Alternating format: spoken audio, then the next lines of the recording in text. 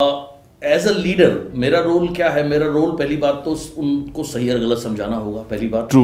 दूसरी चीज, कई बार क्या होता है, देखिए लोग बहुत ज्यादा, मैं उन्हें ये कहता हूं कि बी प्रोफेशनल अल्टीमेटली।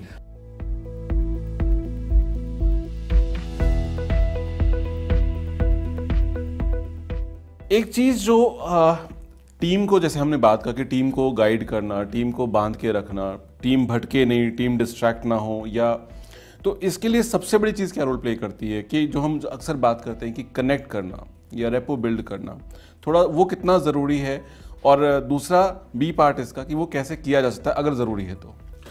और डेफिनेटली टीम के कनेक्शन का के लिए ही आप जो भी प्रोग्राम आप आयोजित करते हैं अपनी टीम के लिए, चाहे वो 2-3 घंटे की कोई बेसिक ट्रेनिंग है, या आप कोई पूरे दिन का वर्कशॉप करते हैं, या 2 दिन का या 3 दिन का, सो ये सारी चीज़ें जब आप एजुकेशन प्रोवाइड करते हैं अपनी टीम से, तो वहाँ से आपका कनेक्शन बनना शुरू होता है अपने लोगों के साथ में। या आप जब उनके साथ फील्ड में काम करते हैं, या जब आप उन्हें सिखाते हैं, वो आपको देख करके सीखते हैं।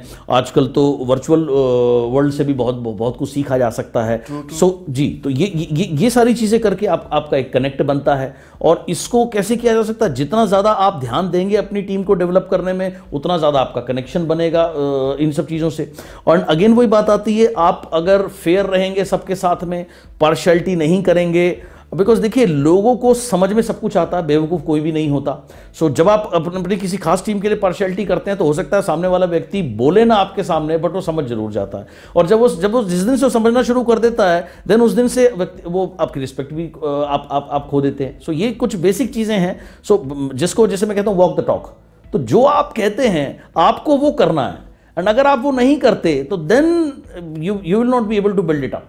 Right. Then there will be hardly any repo, then there will be hardly any respect. Right. So which is very important. और दूसरा, रेपो बिल्डिंग क्या हमें हेल्प कर सकती है, जिसको मैं बोलता हूँ कि प्रोस्पेक्टिंग करने में, या नए लोगों के साथ रिलेशनशिप बिल्ड को कनेक्ट करें, रेपो बिल्ड करें, और उसको हम अपनी टीम को एनहांस करने में, यानी कि जो नए लोग हैं किसी नई जगह पे अगर उनको बिल्ड करना है तो उसमें हेल्प करेगा उनको? जी डेफिनेटली करेगा। देखिए रेपो का मतलब क्या है? एक लेवल ऑफ अंडरस्टैंडिंग, एक लेवल ऑफ कंफर्ट। तो आप जिसके साथ भी काम कर रहे हैं, आप उनसे जितना कंफर्टेबल होते हैं और एक दूसरे में अंडरस्टैंडिंग जितनी अच्छी होती है, तो उतना ज़्यादा बेहतर तरीके से आप उनको ट्रांसफॉर्मेशन में, आप उनकी ट्रांसफॉर्मेशन में रोल प्ले कर सकते हैं। लेकिन यहाँ पर अगेन फिर वही बात है, अगर आप ज़्यादातर चीज़ें आप राइट करते हैं, या आप राइट एथिक्स के साथ काम करते हैं, आप राइट एक्शन लेते हैं, आप खुद लीड बाय एग्जाम्पल करते हैं, तो ऑटोमेटिकली लोग आपसे उत्साहित होंगे, लोग आपसे प्रेरणा लेंगे, और वो आपके जैसा बनना चाहेंगे। जो एंड प्लस अगर आप वहीं पर आप इन चीज़ों में कॉम्प्रोमाइज़ करते हैं, हो सकता है स्टेज में पता ना लगे, लेकिन अल्टीमेटली आपके कोर लोगों को पता होता है कि what actually you are. Right. So that is what it is. So आप जहां तक हो सके सिस्टम के हिसाब से अगर आप चलें, और जो चीज़ें ट्रांसफर करने की वही आप उनको ट्रांसफर करेंगे, तो then you will be able to build it up. True. Siddharth ji, एक चीज़ मैं ज़रूर जानना चाहूँगा कि नॉर्मली रेपो बिल्डिंग की हम बात करते हैं इस इंडस्ट्री में, मतलब कि बहुत इंपॉर्टेंट है रेपो बिल्डिंग, वो हमें कैसे हेल्प कर सकता है रेपो बिल्ड करने? और पहले तो मैं समझा हमारे व्यूअर्स के लिए, आपके फैंस के लिए, अगर आप बता पाएं कि रेपो बिल्डिंग होता क्या है। Sir, rapport building is being comfortable with somebody. देखिए, चाहे वो आपका प्रोस्पेक्ट ही है, या आप उससे पहली बार मिले हैं, तो वो आपके साथ जितना कंफर्टेबल होगा उतनी ही वो तो आपकी बात सुनेगा। अगर वो आपके साथ कंफर्टेबल ही नहीं है सर, वो आपकी बात क्यों सुने? या वो सिंपल से कहेगा, भैया तुम हो कौन मुझे अपॉर्चुनिटी बताने वाले या प्रोडक्ट बताने वाले, भाई अपना काम करो।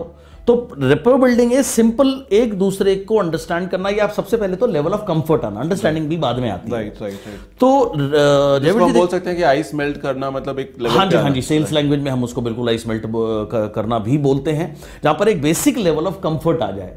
तो अब ये 2 प्रकार की होती है, एक प्रोस्पेक्ट के साथ में, दूसरा डाउनलाइंस के साथ में। राइट। अब दोनों को मैं अलग अलग तरीके से लेना चाहूंगा। जैसे देखिए, अगर मैं प्रोस्पेक्ट की बात करता हूं, मान लीजिए मैं और आप इकट्ठे ट्रैवल कर रहे हैं, प्लेन में आप मेरे नेक्स्ट पैसेंजर हैं, तो मैंने आपको सिंपल हेलो बोला, कर्टसी से आपने भी हेलो बोल दिया, राइट। देन फिर मैंने आपको इंट्रोड्यूस किया, मैंने कहा आजकल तो हैंडशेक बंद हो गया जी, मैंने कहा तो मैंने आपको नमस्ते करी या ग्रीट किया, आपने मेरे को ग्रीट किया। Then I share my name with you, आपने अपना नाम शेयर किया। देन फिर मैंने पूछा जी व्हाट डू यू डू, आपने अपने बारे में बताया, मैंने कुछ अपने बारे में बताया। सो यहां से this is called repo building, एक दूसरे के साथ कंफर्टेबल होना। देन इसमें मोस्ट इंपॉर्टेंट चीज क्या है कि जेन्युइनली मैं आपसे आपके बारे में जितना ज्यादा पूछूंगा, आप में इंटरेस्ट लूंगा, उतना ज्यादा आप मेरे को लाइक करोगे। बहुत सिंपल सी बात है, देखिए हर इंसान का फेवरेट टॉपिक होता है वो स्वयं। सो अगर आप उसकी फेवरेट टॉपिक में इंटरेस्ट लोगे तो ऑटोमेटिकली वो आपको लाइक करेगा। मैं आपको एक रियल इंसिडेंट बताता हूं जयवीर जी। एक बार क्या हुआ, सालों पहले की बात है, मेरी टीम में एक व्यक्ति थे, वो किसी के घर गए, न्यू ज्वाइनी थी, लेडी थी, और तो उनके जो हस्बैंड थे वो साइंटिस्ट थे और वो इस बिजनेस को लेकर के बड़े स्केप्टिकल थे और उनके अपने डाउट थे, अपना नेगेटिव माइंडसेट था लेकर के। तो जब वो गए प्रोडक्ट समझाने तो उन्होंने उनसे, क्योंकि वो साइंटिस्ट थे, उन्होंने पूछना शुरू किया, जी इसमें कौन सा सॉल्ट होता है, इसमें क्या डलता है, इसका बायो फॉर्मूला क्या है, ये क्या है।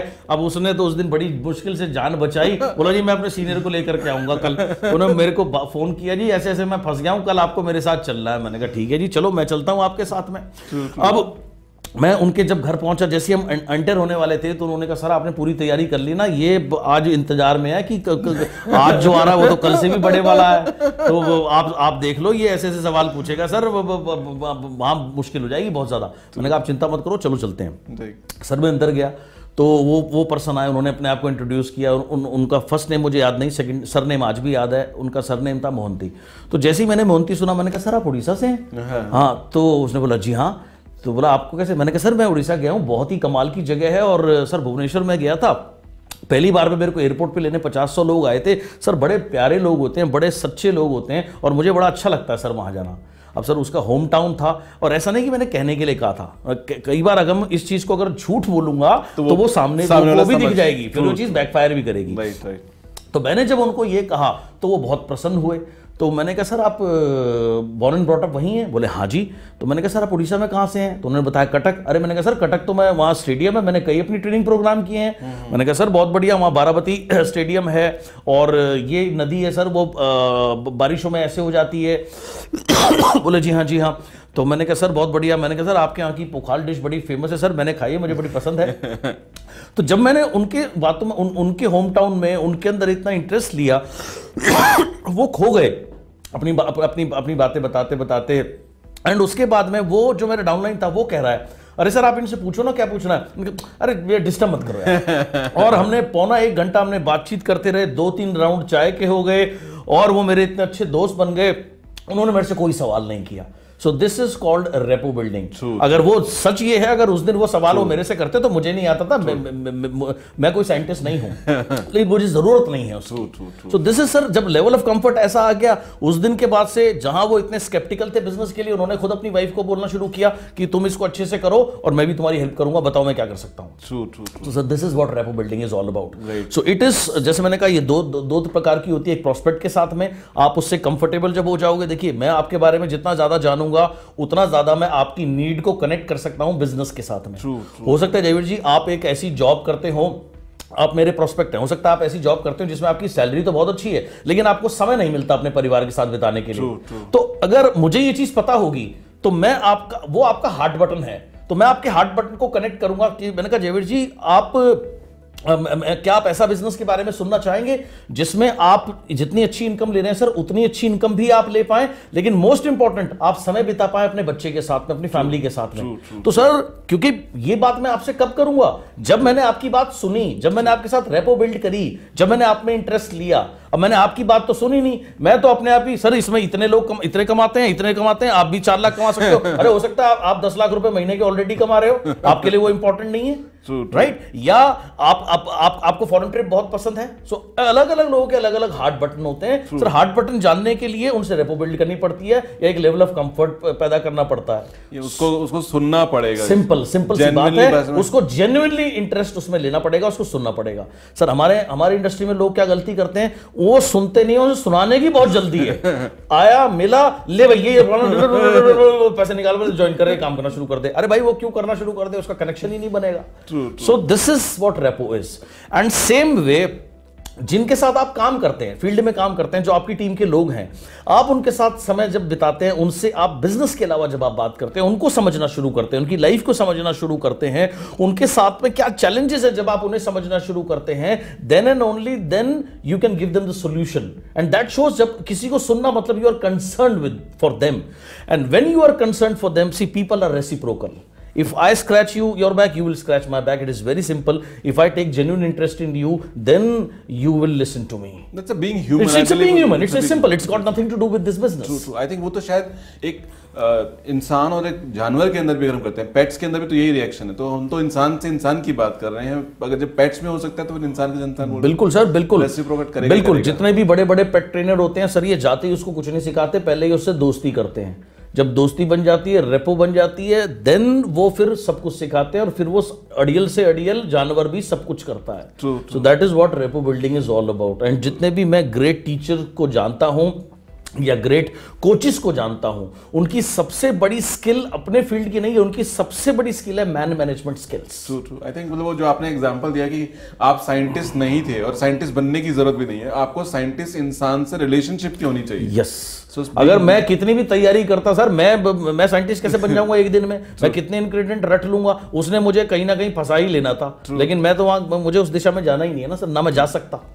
तो this is what rapport building is all about. और आज भी आप जयवीर जी देखो, मेरी टीम में कितने ऐसे लोग हैं जो 20-20 साल से मेरे साथ हैं। आप और मैं 22 साल से हम एक दूसरे को जानते हैं। सो इट इज बिकॉज हमने एक बिजनेस के अलावा बहुत अच्छा बुरा समय एक साथ बिताया है। सो आजकल क्या है जयवीर जी, लोगों के पास समय नहीं है, वो इन्वेस्ट नहीं करना चाहते, वो लोगों को ट्रीट करते हैं सिर्फ बीवीपीवी मशीन्स की ही तरह। सो मैकेनिकल लाइफ जीते हैं एंड देन फिर रिजल्ट वो चाहते हैं, वो उन्हें नहीं मिल पाता। सो रेपो बिल्डिंग बहुत इंपॉर्टेंट पॉइंट है। एंड इसी वजह से जब मैं पिछली कंपनी से यहां पर आया था, ऑन रेपो बिल्डिंग ओनली, बहुत सारे लोग ऐसे थे जो सिर्फ they came on my words only. So rapport building एक ऐसी चीज, जो लेवल ऑफ कंफर्ट था और जो लेवल ऑफ ट्रस्ट था, वो शायद तभी बिल्ड हो पाया। यस। तो पहले कंफर्ट लेवल बिल्ड हुआ, तो वो फिर और घनिष्ठ होकर के वो ट्रस्ट में डेवलप हो गया। एब्सोल्युटली। और शायद वो ट्रस्ट था तो they followed you like anything. Very true. तो एक जो नया इंसान है वो कैसे सीखे, क्योंकि ये तो एक कला है, तो ओवरऑल इसकी कोई दवाई तो है नहीं कि पिला दे और उसको सीख जाएगा। नहीं सर, बिल्कुल दवाई तो नहीं है, लेकिन एक सिंपल कुछ बेसिक्स हैं। जैसे आप देखिए, ऊपर वाले ने हमें एक मुंह दिया है और दो कान दिए हैं, तो इसका सिंपल सा मतलब है हमें बोलना थोड़ा कम चाहिए, हमें सुनना थोड़ा ज्यादा चाहिए। लेकिन 90% लोग अपोजिट करते हैं सर, वो बोलते इतना ज्यादा, सुनते तो किसी की है ही नहीं। एंड नोबडी केयर्स आप कितने नॉलेजेबल हो, क्या हो सर। पहली चीज तो यह है कि आप उनमें इंटरेस्ट कितना है। ट्रू। सो अगर किसी को भी ये चीज सीखनी है, आपने कहा बिल्कुल सही कहा, ये एक बहुत बड़ा वास्ट सब्जेक्ट है। मैंने इसके ऊपर तो वर्कशॉप भी कम पड़ती है, सच तो ये है। लेकिन इसकी शुरुआत होती है सुनने से।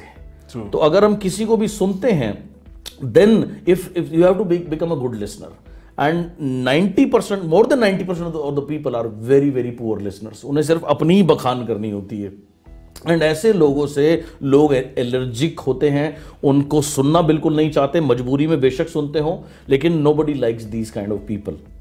एंड अगर आप जेन्युइनली किसी में भी इंटरेस्ट लोगे, देन वही लोग आपके लिए कुछ भी करने को तैयार होंगे। They will always give your 100%। Right. Like अगर मैं कहूँ कि एक बहुत सफल व्यक्ति था, उससे पूछा कि आपकी सफलता का सबसे बड़ा में योगदान किसका है? बोले मेरे गुरु का, मेरे कोच का। बोलो वाई? बोला ही believed in me more than my self. तो मैं उसको फेल नहीं होने दे सकता था, उसका विश्वास मेरे ऊपर इतना ज्यादा था। And then that is the, अगर आप देखें जितने भी ग्रेट लीजेंड्स हुए हैं स्पोर्ट्स में, ग्रेट कप्तान हुए हैं, ग्रेट कोचेस हुए हैं, तो ये ग्रेट क्यों हुए हैं? क्योंकि इन्होंने अपनी टीम को इतना कंफर्ट दिया कि उनकी कैप्टनसी में या उनकी लीडरशिप में प्लेयर्स ने अपना 100 नहीं 200% दिया। और वो अपने स्किन से बाहर आकर के परफॉर्म किया, एंड इसलिए वो ट्रूली लीजेंड बने। ट्रू। आई थिंक जो भी हम अगर best of the best captains की अगर एग्जांपल ले, तो शायद वो रीजन एब्सोल्युटली, लाइक जैसे अगर मैं being a sportsman and being a cricketer अगर मैं बात करूं, तो मेरे बुक में सौरव गांगुली की बहुत बड़ी रिस्पेक्ट है, क्योंकि उन्होंने एक ऐसा एटमॉस्फेयर बनाया, ऐसे प्लेयर्स को बैकअप किया, और तो उन्होंने अपनी क्षमता से ज्यादा परफॉर्म किया। और उन्हीं की कैप्टनसी के अंदर में हमें युवराज सिंह मिले, हमें हरभजन सिंह मिले, हमें जहीर खान मिले, एंड सचिन तेंदुलकर एक अलग अवतार में उभर करके आए, राहुल द्रविड़ एक अलग अवतार में उभर करके आए, वीरेंद्र सहवाग जिनके बारे में कहा जाता था कि ये कभी टेस्ट क्रिकेट नहीं खेल सकते, वो एज ए टेस्ट क्रिकेट ना सिर्फ खेले बल्कि as a opener first player बने जिन्होंने 13 शतक लगाया। और वो जिस भी प्लेयर को सिलेक्ट करते थे उसे बैक करते थे और उसे कहते थे कि 10 मैच तक कोई हिला नहीं सकता, मैं बैठा हूं, तो वो कॉन्फिडेंस देते थे। Right. So this is what it is all about. So जब एक प्लेयर को ये लगता है कि लाइक मेरा कप्तान या मेरा कोच मेरे ऊपर विश्वास करता है और विश्वास के साथ साथ उसका वो इंटरेस्टेड है मेरी भलाई में, तो वहां वो अपना सब कुछ देता है। तो यही चीज अगर हम अपनी टीम में करें तो हम अपने बिजनेस को ग्रेट हाइट्स पे लेके जा सकते हैं। और आपने बिल्कुल सही कहा, लेकिन आजकल कोई करना तो दूर की बात है, लोगों को पता भी नहीं है कि है क्या चीज। और मुझे लगता है कि जैसे जो एक बात सबसे इंपॉर्टेंट है जो आपने कहा कि सबसे पहले सुनना शुरू कीजिए, और वो सुनना तो लोग सुनते ही नहीं है, लोग तो रिएक्टिव लिसनिंग में बिलीव करते हैं। एक्टिव लिसनिंग तो शायद कहीं दूर दूर तक एग्जिस्ट नहीं करती है। बिल्कुल। तो एक एक्टिव लिसनिंग से शायद शुरुआत करें और धीरे धीरे प्रैक्टिस करें। और बाकी तो जैसा आपने कहा कि ये तो सब्जेक्ट ऐसा है कि इसके लिए तो पूरी दिन की वर्कशॉप्स हो सकती हैं, और अगर किसी को मौका मिले तो मुझे लगता है शायद करनी चाहिए, बिकॉज ये एक ऐसी चीज है जो बहुत ज्यादा मददगार साबित होगी। इसको जरूर प्रैक्टिस करना चाहिए। डेफिनेटली।